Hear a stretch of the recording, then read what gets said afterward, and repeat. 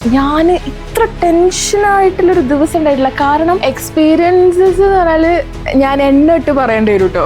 നമുക്ക് ഈ കിട്ടുന്ന റെസ്പെക്റ്റ്, ലവ് കയ്യിൽ നമ്മൾ ഏൺ ചെയ്യുന്നുണ്ടോ, നമ്മൾ കുറച്ച് നല്ല സെറ്റായിട്ടാണോ നടക്കുന്നത്, അവർക്ക് അവിടെ വാല്യൂ ഉണ്ട്, അവരുടെ വേർഡ്സിനും വാല്യൂ ഉണ്ട് എന്ന് മനസ്സിലാക്കിയ, ലൈഫിൽ മനസ്സിലാക്കിയ ഒരാളാണ്. ഞാൻ അന്ന് തന്നെ ഹസ്ബൻഡിനോട് വന്ന് പറഞ്ഞു, ഇത് നല്ലതിനാവില്ല.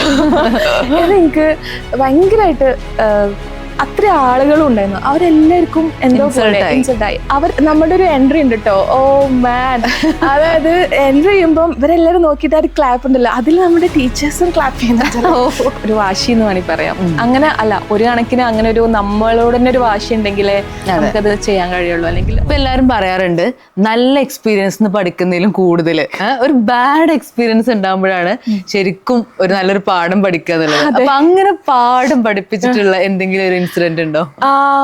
മേക്കപ്പ് റിലേറ്റഡ് ആയിട്ടാണോ അതോ ലൈഫ് മൊത്തത്തില്? ഓക്കെ, എന്തായാലും ഞാൻ മേക്കപ്പ് റിലേറ്റഡ് ആയിട്ട് പറയാം. എന്റെ ജോബ് അത് തന്നെയാണല്ലോ. നല്ലൊരു പാഠം ഞാൻ പഠിച്ചിട്ടുണ്ട്. പണി കിട്ടിയ പാഠം പഠിച്ചത് പാഠം ഒന്ന്, ഈ എനിക്ക് എപ്പോഴുള്ളൊരു പ്രശ്നമാണ് ലൊക്കേഷൻ. ഒരു ടൈം ചില സമയം നമുക്ക് പീക്ക് ഡേറ്റ് ഉണ്ടാവും, നല്ല മുഹൂർത്തമുള്ള ദിവസങ്ങളൊക്കെ. ഇപ്പൊ റീസെന്റ് ആണ് അത്. കാരണം ഒരുപാട് എൻ്റെ അടുത്ത്, കാരണം ഈ ഷെഡ്യൂളൊക്കെ ചെയ്യുന്നത് ഷഫീഖാണ്, ഡ്രൈവ് ചെയ്യുന്നത് അവനാണല്ലോ. അപ്പൊ മൂപ്പരാളാണ് ഓരോ ഡെസ്റ്റിനേഷനും അപ്പുറത്തേക്ക് എത്തിക്കുന്നത്. അപ്പൊ എന്നോട് പറയും, ശാല ലൊക്കേഷൻ കറക്റ്റ്, ഓ കറക്റ്റാ, എല്ലാം കറക്റ്റ് കിട്ടിയിട്ടുണ്ട്, എവിടെ ഞാൻ ചോദിച്ചിട്ട് പോലും ഉണ്ടാവില്ല. അങ്ങനെ അപ്പൊ അത് എത്ര പറഞ്ഞാലും ഞാൻ ക്ലിയർ ആക്കാത്തൊരു കാര്യമായിരുന്നു കേട്ടോ. അങ്ങനെ ഒരിക്കൽ ഇപ്പം എനിക്ക് ഒരു വർക്ക് വന്നു. ആ വർക്ക് മോർണിംഗ് വന്നിട്ട് ഇവിടെ നമ്മുടെ മലപ്പുറം കൊണ്ടോട്ടി ആ ഒരു സ്ഥലമായിരുന്നു. അവിടുന്ന് എനിക്ക് ഒരു 2 മണി 1:30 ആകുമ്പോഴത്തേക്ക് അങ്കമാലി എത്തണം. കോഴിക്കോട് അങ്കമാലിയിലോട്ട് കേട്ടോ ഞാൻ എത്തും. അപ്പൊ എന്നോട് അങ്കമാലിന്നേ പറഞ്ഞിട്ടുള്ളൂ.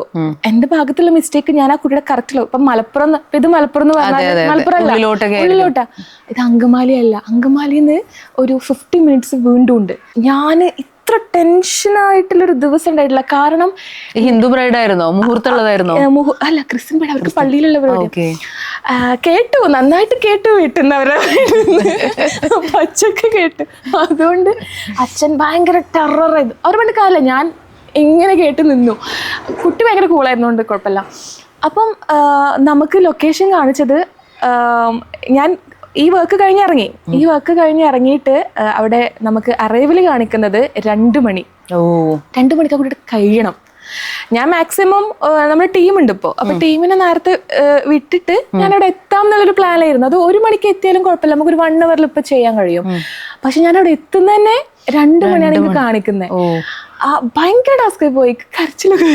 കാരണം അങ്ങനത്തെ ഒരു സിറ്റുവേഷൻ ചെയ്തോ? അതന്നെയാടാ.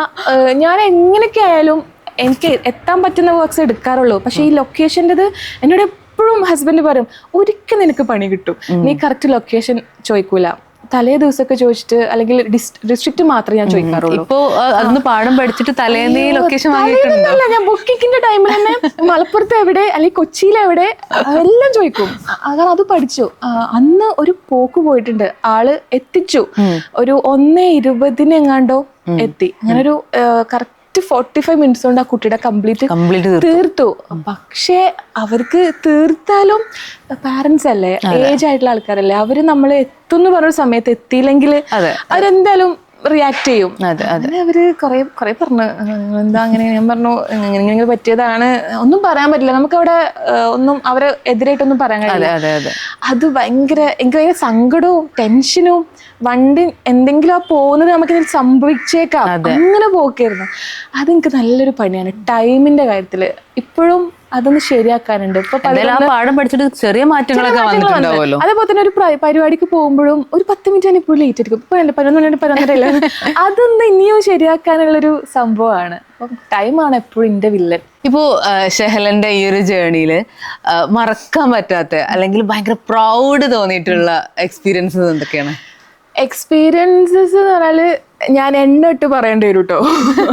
1 2 3 കുറെ ഉണ്ടാവും. കാരണം അത് ബാക്കിയുള്ളവർക്ക് പ്രൗഡാണോ എന്നറിയില്ല, പക്ഷെ എന്നെ സംബന്ധിച്ചിടത്തോളം എനിക്ക് പ്രൗഡായിട്ട് തോന്നിയ കാര്യം ഞാൻ പറയാം. ഫസ്റ്റ് എപ്പോഴും ഞാൻ പറയുന്നത് കോളേജിൽ. ആക്ച്വലി കോളേജിൽ നമ്മൾ യൂണിയന്റെ പരിപാടിക്ക് യൂണിയൻ എന്നൊക്കെ പറയുമ്പോൾ അത്യാവശ്യം നല്ല ഗ്രാൻഡ് ഇവന്റ്. ഞാൻ EMA യിലാണ് പഠിച്ചത്, മൈക്രോബയോളജി EMA യിലായിരുന്നു 3 വർഷം. അവിടെ ഹോസ്റ്റലിലായിരുന്നു. അപ്പം എന്റെ ഫ്രണ്ട്സ് ഒക്കെ ആണെങ്കിൽ എന്തായാലും കമന്റ്സ് ഉറപ്പാക്കാം.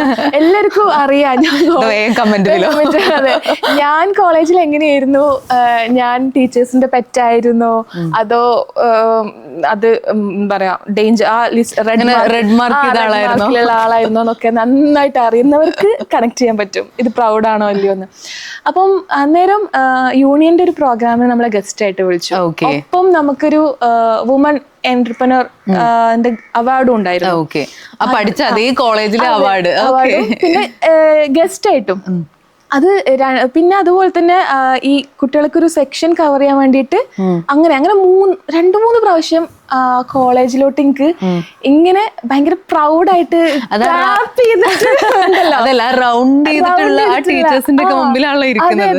ആ ഒരു നമ്മുടെ ഒരു എൻട്രി ഉണ്ട് കേട്ടോ. ഓ മാൻ, അതായത് എൻട്രി ചെയ്യുമ്പം ഇവരെല്ലാരും നോക്കിയിട്ട് ആ ഒരു ക്ലാപ്പ് ഉണ്ടല്ലോ, അതിൽ നമ്മുടെ ടീച്ചേഴ്സും ക്ലാപ്പ് ചെയ്യുന്നുണ്ടല്ലോ. സ്വീറ്റ് റിവെഞ്ച് എന്ന് പറയാം. കാരണം എനിക്ക് ഇന്റർനെറ്റ് തരാത്ത എന്റെ എല്ലാ HOD-മാരും കാണുന്നുണ്ടോ. എല്ലാവരുടെയും ഒരു ഇന്റേണൽ മാർക്ക് പിടിച്ചു വെക്കുന്ന എല്ലാവർക്കും ഒരു പാടാവട്ടെ. കാരണം മൈക്രോബയോളജി നമ്മുടെ ക്ലാസ് എന്ന് പറഞ്ഞാല് അധികം ഗേൾസാ. ഒരുപാട് ഫുൾ പഠിക്കുന്ന ബുജീസുകളുള്ള ഒരു ഡിപ്പാർട്ട്മെന്റ് ആണ്. നീ ബയോടെക്നോളജി അല്ലേ? You can connect. പക്ഷെ ഹബീബ് ബുജി എന്ന് പറയുന്നത് കേട്ടു. ഓ മൈ ഗോഡ്, ഞാനും നിന്നെ അതേപോലെ തന്നെയാണ് ബയോടെക്നോളജി പഠിച്ചു. അത് കഴിഞ്ഞ് ടീച്ചിങ്ങിലോട്ട് വന്നു. പിന്നെ ഞാൻ എന്റെ ഈ പ്രൊഫഷൻ തിരഞ്ഞെടുത്തു. സോ ബയോടെക്നോളജി മൈക്രോബയോളജി അങ്ങനെയല്ല, ഭയങ്കര ക്രിയേറ്റീവ് ആണ്. നമുക്ക് അങ്ങനെ കണക്ട് ചെയ്യാം. നമ്മളെ പുകഴ്ത്താൻ നമ്മൾ തന്നെ. ഓക്കെ, അപ്പൊ ആ ഒരു മൊമെന്റ് എനിക്ക് ഭയങ്കര ഭയങ്കര ഹാപ്പിനെസ് ചെയ്യുന്നു കേട്ടോ. കാരണം നമ്മൾ സ്റ്റേജില് ഇവരെല്ലാരും സ്റ്റേജിലല്ല, അവരെല്ലാരും ഓഡിയൻസ് ആയിട്ടാ. നമ്മൾ പ്രിൻസിപ്പൾ അടുത്ത് അതുപോലെ തന്നെ മാനേജറെ, കോളേജിൽ എന്തായാലും അവരാണല്ലോ, എല്ലാരും അടുത്ത് നമ്മളിങ്ങനെ നമുക്കായിട്ടൊരു ചെയറൊക്കെ ഇങ്ങനെ കാണുമ്പോ മാം എന്നൊക്കെ കുട്ടികള്. അപ്പൊ ഞാൻ എനിക്ക് പിന്നെ ക്രിഞ്ചടിക്കട്ടോ, ചിരി വരാ. നമ്മൾ അവിടെ അലമ്പ് കാണിച്ച കോളേജിൽ ഗസ്റ്റ് ആയിട്ട് പോകുമ്പോ. പക്ഷെ അത് ഭയങ്കര ഒരു പ്രൗഡ് മൊമെന്റ് ആയിരുന്നു. ഒന്ന് ആ ഒരു കുറച്ചൊരു എന്താ പറയാ ഇമോഷണൽ ഒക്കെ ആയി അന്ന്. കോളേജിൽ ഒരു സ്വീറ്റ് റിവെഞ്ച് ചെയ്തത് ഒന്നാമത്തെ ഞാൻ എണ്ണിയിട്ടുണ്ട്. അതെ. പിന്നെ വന്നത് ഒബ്വിയസ്ലി നമ്മളുടെ മിഡിൽ ക്ലാസ് ഫാമിലി ആവുമ്പോ നമുക്ക് ഇപ്പൊ എല്ലാരും പറയും പൈസ ഒന്നുമല്ല, സ്നേഹമാണ് വലുത്, അതാണ് റിലേഷൻ, ബന്ധം, അങ്ങനെ ഇങ്ങനെ അങ്ങനെയൊന്നുമല്ല. ഡെഫിനറ്റ്ലി മണി മാറ്റേഴ്സ്, സത്യമാണ്. കാരണം നമുക്ക് ഈ കിട്ടുന്ന റെസ്പെക്റ്റ്, ലവ്, അതുപോലെ തന്നെ കുറച്ചൊരു എന്താ പറയാ ഒരു കൂട്ടം ഗ്രൂപ്പിലോട്ട് പോകുമ്പം അവിടെ കിട്ടുന്ന ഒരു സംഭവം ഉണ്ട്, ഒരു പരിഗണന ഉണ്ട്. അത് കാശുണ്ടെങ്കിൽ കിട്ടടോ. സീരിയസ്ലി നമ്മള് ക്യാഷ് ഇല്ലാതെ എത്ര സ്വഭാവം നന്നായിട്ടും കാര്യമില്ല. അത് പണ്ട് നമ്മൾ എത്ര പറയാം, നമ്മളത് അംഗീകരിച്ചേ പറ്റുള്ളൂ. നമുക്ക് കയ്യിൽ നമ്മൾ ഏൺ ചെയ്യുന്നുണ്ടോ, നമ്മൾ കുറച്ച് നല്ല സെറ്റ് ആയിട്ടാണോ നടക്കുന്നത്, അവർക്ക് അവിടെ വാല്യൂ ഉണ്ട്, അവരുടെ വേർഡ്സിനും വാല്യൂ ഉണ്ട് എന്ന് മനസ്സിലാക്കിയ, ലൈഫിൽ മനസ്സിലാക്കിയ ഒരാളാണ്. എന്നിട്ട് ഞാൻ ഭയങ്കര കഷ്ടപ്പാട് സഹിച്ചു വന്നല്ല, ബട്ട് ചേഞ്ചസ് നമുക്ക് മനസ്സിലാക്കാൻ പറ്റും. അതായത് പണ്ട് ശഹല ഉണ്ടായിരുന്നു, അതിന്ന് ഇപ്പൊ ഏൺ ചെയ്തിട്ട് അല്ലെങ്കിൽ ക്യാഷ് ഉണ്ടാക്കിയിട്ടുള്ള ഒരു ശൈലിയുണ്ട്. അപ്പൊ അതിനുള്ളൊരു മാറ്റം നന്നായിട്ടുണ്ട്. അത് പ്രത്യേകിച്ച് നമുക്ക് ഫ്രണ്ട്സിന്റെ ഇടയിലില്ല, ഫ്രണ്ട്സിന് അന്നും ഇന്നും നമ്മൾ ഒരേപോലെ, പക്ഷെ ഫാമിലിയുടെ ഇടയിൽ നമുക്ക് നല്ല മാറ്റാണത്. അത് ഞാനായാലും ഇപ്പം എന്റെ ഫാമിലി ആയാലും ഈവൻ ഫാമിലിക്കും ഒക്കെ അങ്ങനെ തന്നെയാ. ഇപ്പൊ നമ്മളിപ്പോ ഒരു വണ്ടി കുറെ ആഗ്രഹിച്ച് വാങ്ങിച്ചതാണ്. അങ്ങനെ നമ്മള് കുഴപ്പമില്ലാത്തൊരു വണ്ടിയിൽ പോകുമ്പം അതിന് നമ്മൾ മനസ്സിലാക്കടോ, നമ്മൾ വിചാരിക്കും ആളുകളുടെ ഒരു മാറ്റം എന്താ, കാശുണ്ടെങ്കിൽ അവർക്ക് അത് മാറ്റം തന്നെയാണല്ലേ എന്നുള്ളൊരു തോന്നൽ എനിക്ക് പെട്ടെന്ന് മനസ്സിലായ ഒരു കാര്യമാണ്. കാരണം വൺസ് എനിക്കൊരു ഇൻസിഡന്റ് ഉണ്ടായി, അത് ഞാനിവിടെ ഷെയർ ചെയ്യാം കേട്ടോ. അത് കുറച്ച് വിഷമം ഉള്ളൊരു കാര്യമായിരുന്നു. അന്ന് നമുക്ക് വണ്ടി ഉണ്ടായിരുന്നില്ല, എല്ലാം സ്റ്റെപ്പ് ബൈ സ്റ്റെപ്പായിട്ട് ചെയ്തതായിരുന്നു. അപ്പൊ വണ്ടിയായാലും വീടായാലും ഒക്കെ സ്റ്റെപ്പ് ബൈ സ്റ്റെപ്പായിട്ട് ടൈം എടുത്തിട്ടാണ് നമ്മൾ ചെയ്യുന്നത്. അങ്ങനെ വണ്ടി വാങ്ങിക്കാത്ത സമയത്ത് ഇങ്ങനൊരു ഐ തിങ്ക് അന്ന് ഞാൻ വർക്ക് ചെയ്യുന്നുണ്ട്. അപ്പൊ വർക്ക് ചെയ്യുമ്പം പോവാൻ വേണ്ടിയിട്ട് നമ്മളെ ഫാമിലി തന്നെ ഒരു ഇൻസിഡന്റാ. പോവാൻ വേണ്ടിയിട്ട് ബ്രൈഡിന്റെ വണ്ടിയിൽ നമ്മൾ പോകണം, ബ്രൈഡിന്റെ വണ്ടിയിൽ പോകണം. ഓക്കെ ഫൈൻ, എനിക്ക് അങ്ങനത്തെ പ്രശ്നമൊന്നും ഇല്ലാത്ത ആളാ, നമ്മൾ എവിടെയായാലും പോയി പണിയെടുക്കും അങ്ങനെ. അപ്പോ ഈ ബ്രൈഡിന്റെ കൂടെ പോവാണെന്നുണ്ടെങ്കിൽ എനിക്കിപ്പോഴത് മനസ്സിലെന്ന് വെച്ചാൽ മേ ബി അവരൊന്നും വിചാരിച്ചിട്ടുണ്ടാവില്ല, പക്ഷെ നമുക്ക് ചില കാര്യങ്ങൾ ഹേർട്ട് ആവും. അതുകൊണ്ടാണ് എനിക്ക് ഇത്രയും കട്ട് ആൻഡ് ക്ലിയർ ആയിട്ട് എനിക്കത് ഓർമ്മയുള്ളത്.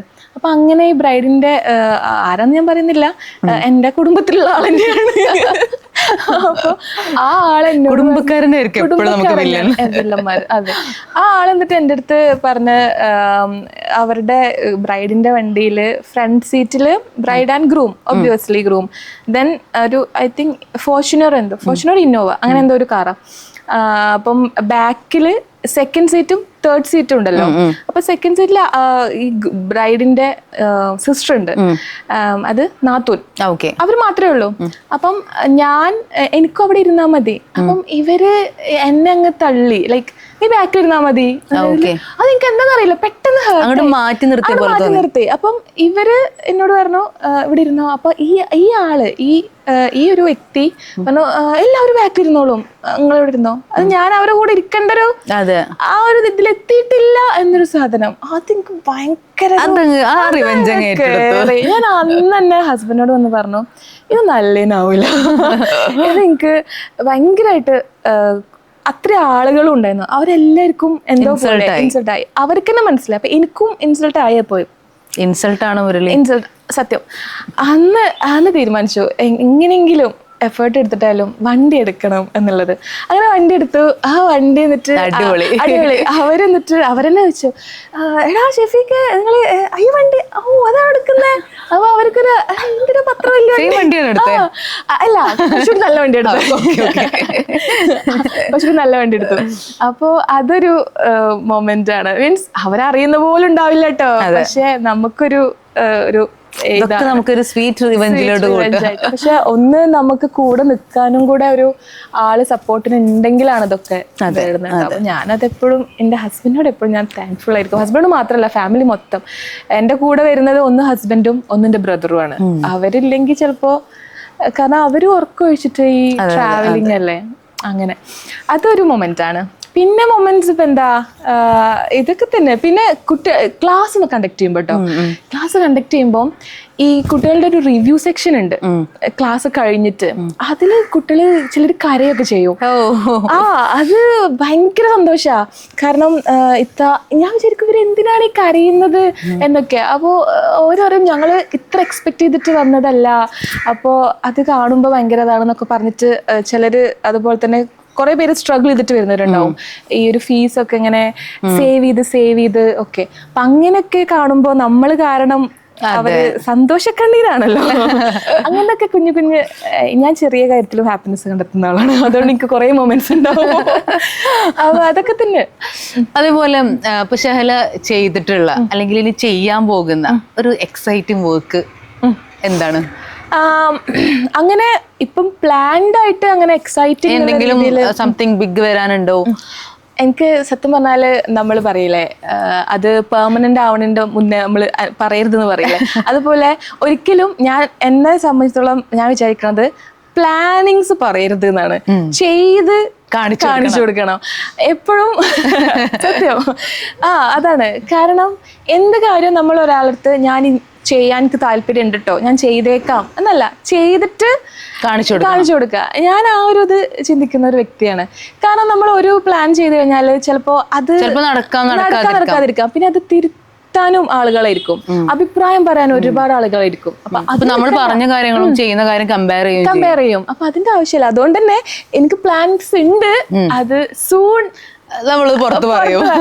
വലിയൊരു പ്ലാൻ തന്നെയാണ് അത്. ഈ ഒരു നമ്മളുടെ മേഖല അത്, അതായത് ഷഹല ബക്കറിന് ഒരു നെക്സ്റ്റ് ലെവൽ അതിൽ മേ ബി എന്റെ ഫ്രണ്ട്സും കൂടെ ഉണ്ടായിരിക്കും. കാരണം ഇൻഷാ അല്ലാ നമ്മള് കുറച്ചൊരു പ്ലാനിങ്സിലാണ്. അത് ഇൻഷാ അല്ലാ അതൊരു ഇപ്പം ചർച്ചകളാണല്ലോ നടക്കുന്നത്. പിന്നെ എനിക്ക് എക്സൈറ്റഡ് ആയിട്ട് ഇപ്പൊ ഇനി റീസെന്റ് ഉള്ളത് എന്റെ ക്ലാസ് തന്നെ കേട്ടോ. അതിപ്പം റീസെന്റ് വരുന്നുണ്ട്. അത് നല്ലപോലെ സക്സസ്ഫുൾ ആയിട്ട് നടത്തണം എന്നുണ്ട്. ഞാൻ എന്റെ അടുത്ത് പറഞ്ഞില്ല, 100 പേര് ആ ഒരു കൗണ്ട് എന്റെ നമ്മളൊരു ഒരു വാശി എന്ന് വേണമെങ്കിൽ പറയാം. അങ്ങനെ അല്ല, ഒരു കണക്കിന് അങ്ങനെ ഒരു നമ്മളോട് തന്നെ ഒരു വാശി ഉണ്ടെങ്കിലേ നമുക്കത് ചെയ്യാൻ കഴിയുള്ളൂ. അല്ലെങ്കിൽ വരുന്ന പോലെ കല്ലി വല്ലി വിട്ട് കഴിഞ്ഞാൽ എല്ലാം കല്ലി വല്ലിയായിരിക്കും. അപ്പൊ അങ്ങനെ. പിന്നെ ഷഹലന്റെ അഭിപ്രായത്തില് ഇനി നെക്സ്റ്റ് ഒരു 10 years ബൂമാകുന്ന ഒരു ഇൻഡസ്ട്രി ഏതായിരിക്കും? എന്റെ ഒരു അഭിപ്രായത്തില് എനിക്ക് തോന്നുന്നത് കോസ്മെറ്റിക്സിന്റെ ബ്യൂട്ടി പ്രോഡക്ട്സ്, അല്ലെങ്കിൽ സ്കിൻ പ്രോഡക്ട്സ്, കാര്യങ്ങള്, മേക്കപ്പ് റിലേറ്റഡ് ആയിട്ടുള്ള കാര്യങ്ങൾ തന്നെയാ. കാരണം ഇപ്പോ നിന്റെ അടുത്ത് ഒരു ക്വസ്റ്റ്യൻ ചോദിക്കട്ടെ. ഒരു 1 year മുന്നേ ഉള്ള നീയാണോ ഇപ്പൊ സ്കിൻ കെയറിന്റെ കാര്യത്തില്? അല്ല, ഒരിക്കലും അല്ല. നീ ഇപ്പൊ അതിന്റെ എമൗണ്ട് നോക്കുന്നുണ്ടോ? ഇല്ല. ക്വാളിറ്റി 2 പ്രൊഡക്റ്റ് യൂസ് ചെയ്യുന്നുണ്ടാവുള്ളൂ. പക്ഷെ ആ 2 പ്രൊഡക്റ്റും നല്ല ക്വാളിറ്റി ഉള്ള നല്ല ബ്രാൻഡ് അല്ലേ? നീ അത് കോംപ്രമൈസ് ഇല്ലല്ലോ. ഇത്രേ ഉള്ളൂ. ഇതാണ് ഈ ഒരു 10 വർഷമായാലും. കാരണം ഒരു 7ാം ക്ലാസ്സിലെ കുട്ടിയായാലും 5ാം ക്ലാസ്സിലെ കുട്ടിയായാലും ഈവൻ നീ കണ്ടിട്ടില്ലേ ഓരോരുത്തർ സൺസ്ക്രീൻ ഇടാതെ കുട്ടികൾ വരെ. ഞാൻ പറഞ്ഞില്ലേ, ഞാൻ ടീച്ചിങ് ഫീൽഡിലുള്ള സമയത്ത് ആ സമയത്തൊന്നും എനിക്ക് സൺസ്ക്രീൻ എന്താന്ന് അറിയില്ല, മോയ്സ്ചറൈസ് ക്രീം എന്താന്ന് അറിയില്ല. ഒരു പൗഡർ ഇടും, പിന്നെ ആ മറ്റേ എന്താ ലിപ് ബാം പറഞ്ഞില്ല, പിങ്ക് കളറിൽ ആ ലിപ് ബാം ഇട്ടിട്ട് അങ്ങ് പോകും. പക്ഷെ ഇപ്പൊ നോക്കുവാണെങ്കിൽ സ്കിൻ കെയർ ചെയ്യുന്നുണ്ട് അല്ലെ, മോയ്സ്ചറൈസ് ക്രീം യൂസ് ചെയ്യുന്നു, സിറ യൂസ് ചെയ്യുന്നു, സൺസ്ക്രീൻ യൂസ് ചെയ്യുന്നു, കാര്യങ്ങള് എല്ലാം. അപ്പോ എന്തായാലും ആ ഒരു ഫീൽഡ് ബൂം ചെയ്യാൻ നല്ല ചാൻസസ് ആണ്. കാരണം നമ്മളിങ്ങനെ ഓരോ റിസർച്ച് നോക്കുമ്പോൾ ഓരോ പ്രൊഡക്റ്റുകളും ഇപ്പൊ എന്റെ കയ്യിൽ തന്നെ എത്ര സ്കിൻ കെയർ ഇപ്പൊ റീസെന്റ് ഞാനും സ്കിൻ കെയർ നമ്മളൊരു ഏജിലേക്ക് പോകുമ്പോൾ നമ്മൾ ഇനി ആ ഒരു ഇതിലിരിക്കും, ടീനേജേഴ്സ് അവരുടെ ഇതില്. അപ്പൊ അതുപോലെ തന്നെ കോസ്മെറ്റോളജി ഡോക്ടേഴ്സ് എത്ര ക്ലിനിക്കുകളാണ് ഇപ്പൊ കോസ്മെറ്റോളജി അല്ലെ. അപ്പം എനിക്ക് തോന്നുന്നു ആ ഒരു ഫീൽഡ് നന്നായിട്ട് ഇനിയും ഭൂമിയും എന്നുള്ളത് തന്നെയാണ്. കാരണം ഒരു ബ്രൈഡിന് ഇനി ഒരു മേക്കപ്പ് ആർട്ടിസ്റ്റ് എന്നുള്ള രീതിയിൽ ഒരു കോസ്മെറ്റോളജി ഡോക്ടർ ചിലപ്പോൾ മേ ബി അതെ അതെ മുമ്പൊക്കെ മേക്കപ്പ് ചെയ്താൽ മതി, അങ്ങനെയല്ല, ഓരോന്നും കറക്റ്റ് ചെയ്യണം.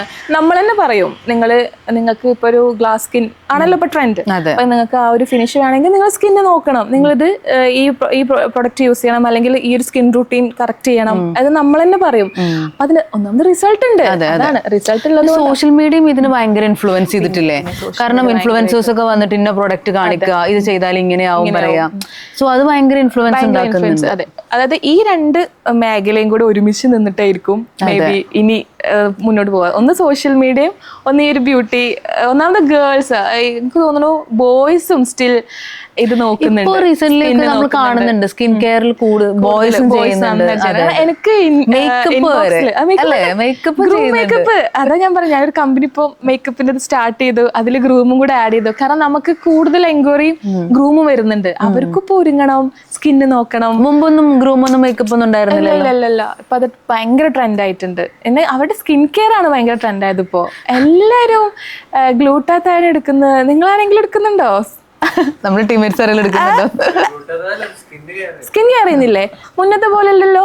പണ്ട് നമ്മുടെ നോർമൽ ബൈക്കിലൊക്കെ പോകുമ്പോ സൺസ്ക്രീൻ ഒക്കെ യൂസ് ചെയ്യുന്നുണ്ടാവും. അമ്പോ, ഇത് വേറെ ലെവല്, നമ്മളെക്കാട്ടിലും വേറെ ലെവല് മാറി. അതാ ഞാൻ പറഞ്ഞത്. അപ്പോ ആ ഒരു ഫീൽഡ് ഇനിയും മുന്നോട്ടേ പോകത്തുള്ളൂ. എനിക്ക് തോന്നുന്നു ബ്യൂട്ടി ഫീൽഡ് തന്നെ. അതെ, ഒരു 5 വർഷം മുമ്പുള്ള ഷഹല ബക്കർ, അപ്പൊ ആ ഒരു പിക്ചർ ഇങ്ങനെ മൈൻഡിൽ വന്നല്ലോ അല്ലെ? നല്ല ഊളക്കോലം. അപ്പോ ആ ഒരു ഷഹല ബക്കറിനോട് ഇപ്പത്തെ ഷഹലക്ക് എന്താ പറയാനുള്ളത്? 5 വർഷം മുന്നത്തെ ഷഹല എന്ന് പറഞ്ഞാല് കുറെ മാറ്റമുണ്ട്. അതായത് അവരുടെ അടുത്ത് പറയാനുള്ളത് ഒരുപാട് കാര്യങ്ങള് ചെയ്യാനും ഉണ്ട്, ചെയ്യണ്ടെന്ന് പറയാനുള്ളതുണ്ട് കേട്ടോ. ഒന്ന് മെയിൻ തിങ്, നോ പറയേണ്ടടുത്ത് നോ പറയാം. അത് വലിയൊരു കാര്യം. ഞാൻ എൻ്റെ ലൈഫിൽ പഠിച്ചൊരു കാര്യമാണ്. നമുക്കത് നോ ആണെങ്കിൽ അത് നോന്ന് ആരാണെങ്കിലും അവരെ മുഖത്ത് നോക്കി പറയാം. അതെനിക്ക് ഇപ്പം റീസെന്റ് കിട്ടിയിട്ടുള്ളത് മാത്രമാണ്. കാരണം ഞാനെന്ന് പറഞ്ഞാല് അയ്യോ അവർക്ക് എന്തെങ്കിലും തോന്നുന്നു അങ്ങനെയൊക്കെ വിചാരിച്ച് ഇനിയിപ്പോ ഞാൻ അങ്ങനെ പറഞ്ഞാൽ അവർക്ക് ഫീൽ ആവോ എന്നിട്ട് ഞാൻ സാക്രിഫൈ ചെയ്യും. അവര് ഓക്കെ ആവട്ടെ, ഞാൻ എന്റെ സെൽഫ് റെസ്പെക്ട് സാക്രിഫൈ ചെയ്തിട്ട് അവിടെ ഒരു എസ് പറയും. അപ്പം അതെനിക്ക് പറയാനുള്ള ഒരു കാര്യമാണ്. കാരണം ഞാൻ ചില ഏരിയയിൽ നോ പറഞ്ഞിട്ടുണ്ടെങ്കിൽ ഈ കുറേ നല്ല നല്ല കാര്യങ്ങൾ എനിക്ക് അച്ചീവ് ചെയ്യാൻ പറ്റിയ ഒരുപാട് കാര്യങ്ങൾ ഉണ്ടായിരുന്നു. പക്ഷെ അവിടെ എല്ലാം ഞാൻ ഭയങ്കര ഡൗൺ ടു എർത്തായി, ഭയങ്കര സിമ്പിളായി അവരുടെ കൂടെ നിന്ന് അങ്ങനെ എസ് പറഞ്ഞ കുറേ കാര്യങ്ങളുണ്ടായിരുന്നു. അതെനിക്ക് പറയാനുള്ളത്. അത് എൻ്റെ അടുത്ത് നല്ല എല്ലാവരുടെ അടുത്തും പറയാനുള്ളൊരു കാര്യമാണ്. നിങ്ങൾ ആരായാലും ആരെ മുഖത്ത് നോക്കിയാലും നോ ആണെങ്കിൽ ഇറ്റ്സ് എ ബിഗ് നോ, അത് പറയണം. പിന്നെ ഒരു കാര്യം എന്ന് പറഞ്ഞാൽ, ഒരു കാര്യം ചെയ്യാൻ വേണ്ടിയിട്ട് ഒരു 100 തവണ ആലോചനയും വെയിറ്റിങ്ങും. അതായത് ഡിസിഷൻ എടുത്തിട്ടുണ്ടായിരിക്കും, പക്ഷെ അത് നമ്മൾ ചെയ്യൂല. അത് പ്രാവർത്തികമാക്കാതെ ഞാൻ കുറെ കാര്യങ്ങൾ, എന്റെ കുറെ ടൈം വേസ്റ്റ് ചെയ്തിട്ടുണ്ട്. അതും ഞാനിപ്പം മനസ്സിലാക്കിയ ഒരു കാര്യം, നിങ്ങൾക്ക് എന്തെങ്കിലും ഒരു കാര്യം ചെയ്യണം എന്ന് ആഗ്രഹം ഉണ്ടെങ്കിൽ സ്പോട്ട് ആ ഒരു സ്നാപ്പ് ടൈപ്പിൽ തന്നെ അത് ചെയ്യണം. കാരണം നമ്മളത് ചെയ്തിട്ടില്ലെങ്കിൽ 10 ആള് പുറകിൽ അത് ചെയ്യാനുണ്ടായിരിക്കും. അപ്പൊ നമ്മളുടെ ആ ഒരു പൊസിഷനാണ് പോകുന്നത്. അത് ഞാൻ മനസ്സിലാക്കിയൊരു കാര്യമാണ്. ഇപ്പൊ മേക്കപ്പ് ആയാലും, ഇപ്പൊ മേക്കപ്പിന്റെ ക്ലാസ് ആയാലും, അക്കാദമി എന്തായാലും കാര്യമാണ്. നമ്മളിത് ആലോചിച്ചിട്ട് ചെയ്യാല്ലേ, ചെയ്യണോ, ചെയ്യണ്ടേ, അങ്ങ് ആഗ്രഹം ഉണ്ടെങ്കിൽ അങ്ങ് ചെയ്യാ, അത് മതി. അതിന് എല്ലാരും ഒരു സർട്ടിഫിക്കറ്റും ഒപ്പും വാങ്ങി നടന്ന സമയം പോത്തേ ഉള്ളൂ. അത് എനിക്ക് പറയാനുള്ള ഒരു കാര്യമാണ്. പിന്നെ ഒന്നുമില്ല, പിന്നെ ശൈല അടിപൊളിയായിരുന്നു. 5 വർഷം മുന്നേ വലിയ 5 വർഷം മുമ്പ് ഇപ്പോഴും അടിപൊളിയാണ്. കാരണം വെറുതെ ഇരുന്നിട്ടില്ല ഞാൻ, അന്നും ഇന്നും വെറുതെ ഇരുന്നിട്ടില്ല, എപ്പോഴും എൻഗേജ്ഡ് ആയിരുന്നു. അതുകൊണ്ട് തന്നെ എനിക്ക് ഡൂയിങ് അങ്ങനെ ഇരുന്നിട്ടില്ല. ഈവൻ പ്രഗ്നൻസിയിൽ പോലും ഞാൻ എൻ്റെ 28ാമത്തെ ദിവസം 28 ദിവസം മുന്നേ ഞാൻ വർക്ക് സ്റ്റാർട്ട് ചെയ്തിട്ടുണ്ട്. അപ്പൊ അതുകൊണ്ട് അതിലൊക്കെ ഞാൻ സെൽഫായിട്ട് ഞാൻ പ്രൗഡാണ്. അങ്ങനെ. പിന്നെ ഇനി വരുന്ന ആളുകളോട്, അത് ഇപ്പൊ യങ്ങായിട്ട് കുറെ പേരുണ്ടാവും, അപ്പം അവരുടെ അടുത്ത് എനിക്ക് പറയാനുള്ള കാര്യം എന്ന് പറഞ്ഞാല്, കുറെ പേര് ഞാൻ കേട്ടിട്ടുണ്ട് കേട്ടോ. അപ്പൊ നമുക്ക് തന്നെ ക്ലാസ്സിൽ തന്നെ കുറെ കുട്ടികൾ ക്ലാസ് കഴിഞ്ഞ് പോവും, എന്നിട്ട് ഇവര് കുറച്ച് കഴിഞ്ഞിട്ട് എൻ്റെ അടുത്ത് വന്ന് പറയും, നമുക്കിതൊന്നും പറ്റുന്നില്ല, സെറ്റ് ആവുന്നില്ല, വർക്ക്സ് വരുന്നില്ല, അങ്ങനെ ഇങ്ങനെ ഫുൾ നെഗറ്റീവ്. എനിക്ക് പ്രൊഡക്ട്സ് വേസ്റ്റ് ആവും, ഞാൻ വാങ്ങണില്ല, വേസ്റ്റ് ആവോ, ഫുൾ ക്വസ്റ്റ്യൻ മാർക്കാ.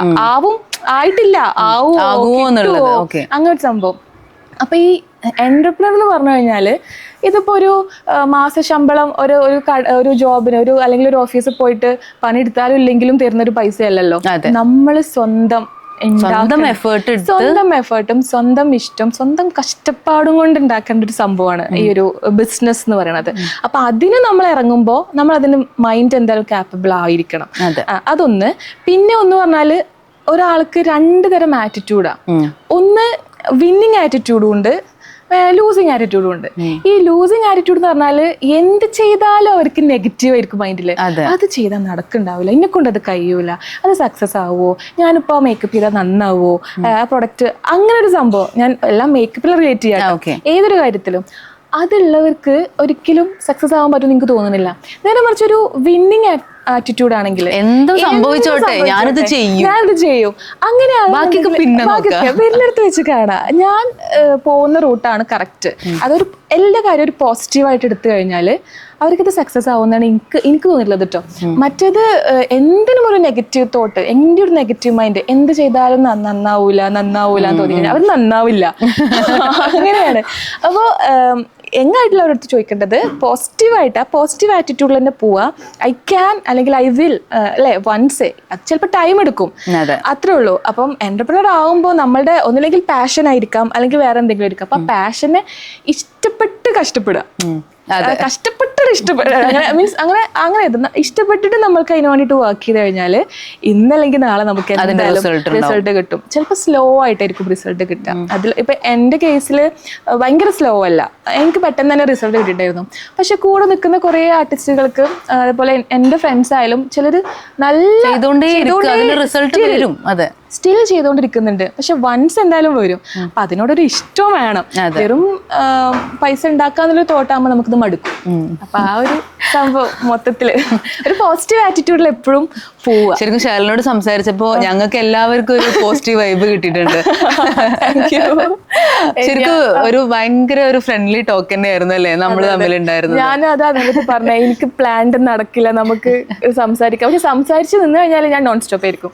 എനിക്കൊരു കംഫർട്ട് സോൺ കിട്ടിക്കഴിഞ്ഞാല് ഞാൻ പിന്നെ സംസാരിച്ച് എത്തും. അത് കുറെ കാര്യങ്ങള് നമ്മള് ഓഡിയൻസിനും അതുപോലെ ഞങ്ങൾക്കൊക്കെ ഇൻസ്പയർഡ് ആയത് ഓൾറെഡി ഉണ്ട് ശൈലന്റെ കയ്യില്. അപ്പോ ഞങ്ങൾ വളരെ താങ്ക്ഫുൾ ആണ് അതിന്. Thank you so much. എനിക്കും, കാരണം ഞാന് ഇങ്ങനെ ഒരു പ്രോഗ്രാം വൺസ് ചെയ്തിട്ടുണ്ടായിരുന്നു. അത് സ്കിന്നിന്റെ കാര്യങ്ങൾ മാത്രം, പക്ഷെ അത് ഇതുവരെ റിലീസ് ആയിട്ടില്ല. അപ്പൊ റിലീസ് ആവാൻ പോകുന്ന ആദ്യത്തെ ആയിരിക്കും അല്ലേ ഇത്? റിലീസ് ആയിട്ടില്ല. പക്ഷെ അത് ഞാനാണ് ഈ പൊസിഷനിൽ ഇരിക്കുന്നത്. ഞാൻ അതേപോലെ എനിക്ക് ചോദിച്ചിട്ടേ അറിയുള്ളൂ, ഉത്തരം പറഞ്ഞറിയില്ല.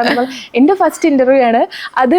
ഹബീബയുടെ കൂടെ അത് ഭയങ്കര സന്തോഷം. കാരണം ക്രൂ മൊത്തം എല്ലാവരും ഭയങ്കര കൂളായിരുന്നു.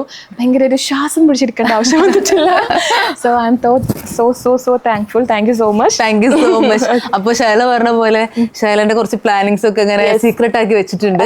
അപ്പൊ അതൊക്കെ എന്താണെങ്കിലും നടക്കട്ടെ. നെക്സ്റ്റ് മീറ്റ് ചെയ്യുമ്പോൾ നമ്മള് ആ പ്ലാനിങ്സ് ഒക്കെ നടന്ന് അടിപൊളിയായിട്ട് അടുത്ത ഇന്റർവ്യൂ അതായിട്ട് അതിനെ കുറിച്ചാക്കാം. Okay, thank you.